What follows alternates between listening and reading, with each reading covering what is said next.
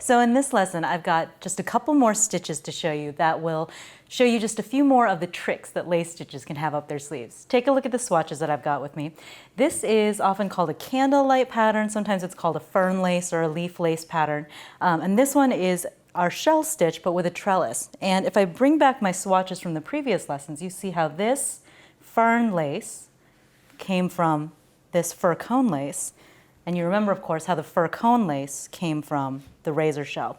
So see that in the fir cone, our decreases were all in one line. Now we've moved those decreases out. And instead of the decreases all happening in the center of the stitch, they're happening at either edge of the stitch. So the decreases are moving steadily toward the center, and then they all converge in a double decrease at the top of each leaf or the top of each candle flame, or however you choose to look at it.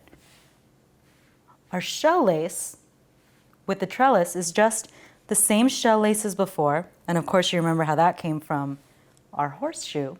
And going through this progression, you see how what we did was we just took this shell pattern, moved the sort of columns of shells apart, and then added one more line of zigzag, which calls all the way back to one of our very beginning lessons, where it's really just left-leaning mesh and right-leaning mesh. So you see how lace patterns are really like building blocks. Your very smallest building blocks, your atoms, are your yarn overs and your decreases, and then they combine into molecules like the shell pattern and the mesh pattern, and then these all come together to form larger and larger patterns.